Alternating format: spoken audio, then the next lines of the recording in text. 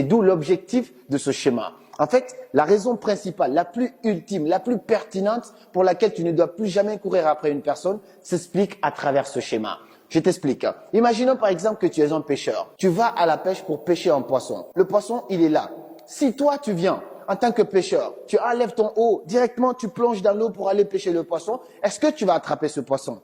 Non, parce que le poisson, qu'est-ce qu'il va faire? Il va fuir. Il va dire, ah lui, c'est un gros malade. Non, je veux pas. Du coup, le poisson, il n'est pas têtu. Quand tu lui cours après, il va fuir. Mais si, à l'inverse, supposons tu viens à la pêche, tu as ton appât. Tu as ton appât et puis tu as quelque chose à ton hameçon. Tu as l'hameçon, en gros, quelque chose qui va attirer le poisson. Qu'est-ce que le poisson va faire? Dès qu'il voit le petit verre, il y a quelque chose de super intéressant ici. Le poisson va venir vers toi. Et c'est là que tu vas choper le poisson. Je ne dis pas que les êtres humains sont des poissons. Absolument pas. Ça, c'est une métaphore. Je veux juste que tu comprennes en fait le principe psychologique de comment ça marche les relations humaines. Quand tu cours après quelqu'un, la personne fuit. Mais si toi, à l'inverse, tu as ceux qui attirent les gens viennent eux-mêmes vers toi. Donc, si j'ai l'hameçon, là, directement, le poisson qui était là, si j'amène ce dont le poisson il a besoin, donc un petit verre, le poisson lui-même, il va bouger, il va venir chercher ça lui-même et c'est là qu'il se retrouve ici. Là, je le chope.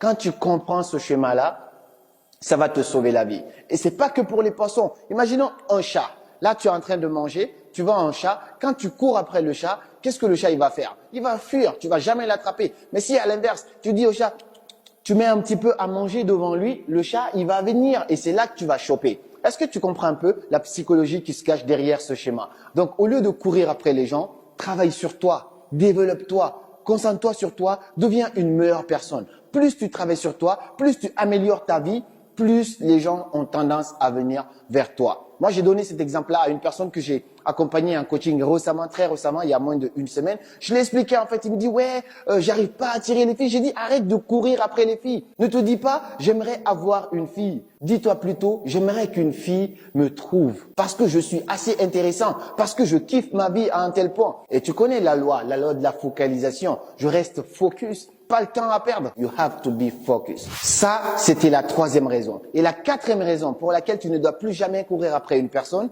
c'est que quand tu cours après une personne, la personne risque de profiter de toi.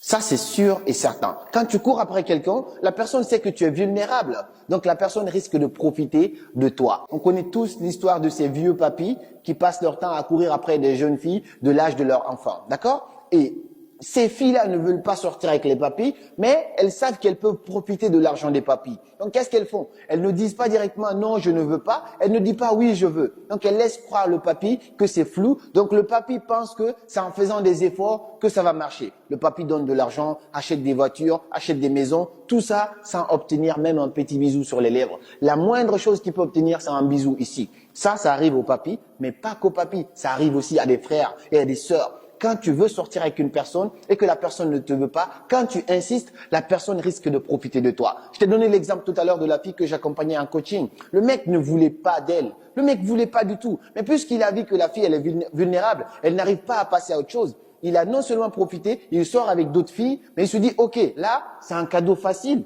Là, c'est un bien que je peux obtenir quand je veux. Donc, quand il est en carence, il vient vers la fille, il fait ce qu'il veut, après il se barre, il disparaît encore. Donc il profite de la fille physiquement, sexuellement, mentalement, financièrement, parce qu'elle lui fait même des cadeaux, alors que lui, il n'est même pas investi à 10%. Tu veux d'une personne, la personne ne te veut pas, laisse-la tranquille parce que sinon, tout ce qui va arriver après, c'est toi qui l'aurais provoqué. Je sais que c'est pas facile. J'ai déjà fait une vidéo sur comment faire quand tu aimes une personne qui ne t'aime pas. Tu peux retourner là-dessus. En tout cas, pour l'instant, essaye de prendre sur toi et arrête de forcer les choses. Et la cinquième raison pour laquelle tu ne dois plus jamais courir après une personne, c'est que quand tu cours après quelqu'un, tu perds de la valeur. En fait, qu'est-ce que ça renvoie en fait quand je cours après quelqu'un?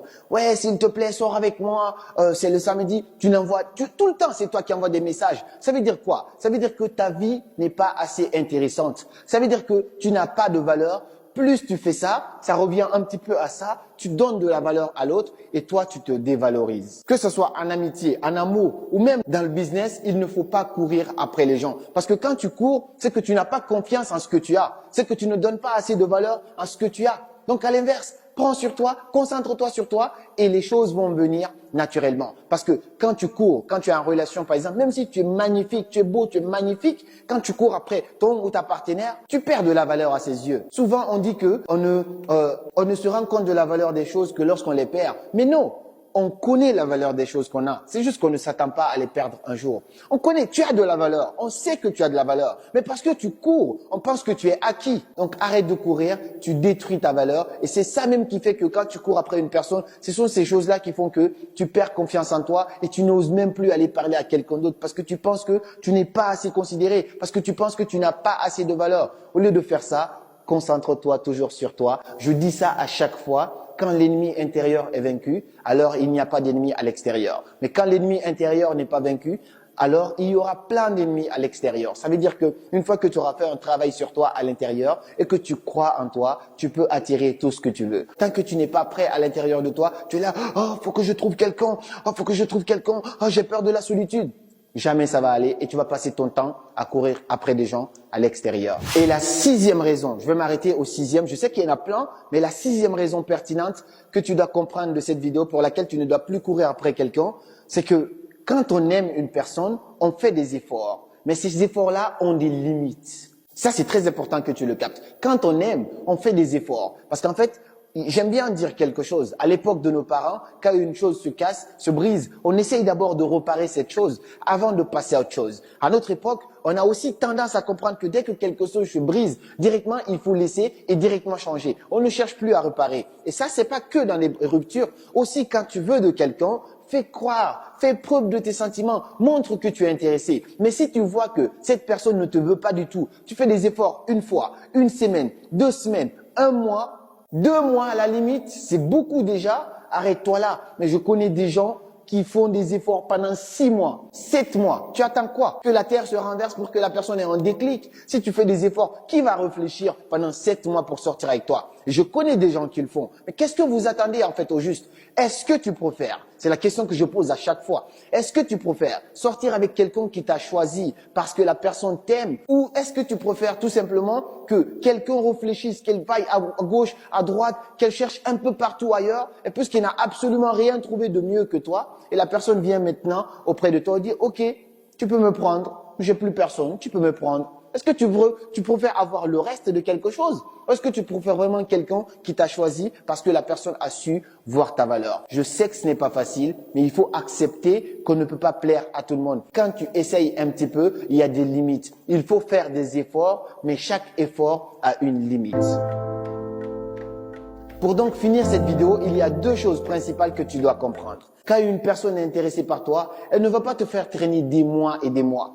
Quand l'amour est réciproque, ça se voit directement. Franchement, si tu fais partie de ceux-là qui savent qu'ils ne veulent pas de telle ou de telle personne, mais qui ne veulent pas dire la vérité, alors je te dirais tout simplement d'arrêter. Moi, je préfère une personne honnête qui me dit, écoute, je ne suis pas intéressé par toi pour l'instant, ne perds pas ton temps, que quelqu'un qui va me faire croire, ouais, ça va aller, ça va pas aller, qui va tourner autour du pot juste pour que je perde mon temps, mon énergie et mon argent. Soyez honnête avec les gens. Si vous n'aimez pas une personne, dites-lui la vérité. La vérité, ça fait mal, mais le mensonge, ça détruit dans le temps. Ça, c'était la première chose qu'il faut capter. La deuxième chose qu'il faut capter, comme le dit Morgan Freeman, en fait, don't chase woman.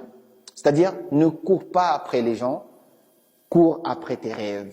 Une fois que tu auras atteint tes rêves, les gens vont te courir après. C'est pas pour rien que à la fin de chaque vidéo, tu connais le slogan. Je te dis toujours, je vais te le dire à la fin parce qu'il faut le dire à la fin. Et tu comprends un petit peu le principe. Ne cours pas après les gens, cours plutôt après tes objectifs. Une fois que tu auras atteint tes objectifs, les gens vont te courir après. C'est comme ça la nature humaine. Il n'y a pas de relation sans intérêt. Chaque relation est basée sur une sorte d'intérêt parce que tout le monde a besoin de cette sécurité. Une fois que tu auras trouvé la sécurité, c'est plus facile de tisser des relations. Mais au début, tant que tu n'as rien, une femme, elle prend soin d'elle, ainsi de suite. Mais toi, tu es là, que dalle, tu prends pas soin de toi. Bien sûr, j'aimerais qu'elle sorte avec toi, qu'elle voit en fait ta vision. Mais si elle ne voit pas ça, va chercher ta vision et tu verras le nombre de personnes qui vont te courir après. Je sais qu'à ce moment-là, ça sera difficile de savoir qui m'aime pour qui je suis ou qui m'aime pour ce que j'ai va finir par trouver ce qui t'est vraiment destiné. Mais arrête de te casser la tête pour des gens qui ne te méritent pas. Si cette vidéo t'a plu, n'hésite pas à la partager parce que je sais qu'elle peut aider un maximum de personnes, des hommes et des femmes, à arrêter de courir après les gens et à prendre leur vie en main, à courir après quelque chose de plus important. C'était Karamo. On se dit à très vite pour une nouvelle vidéo.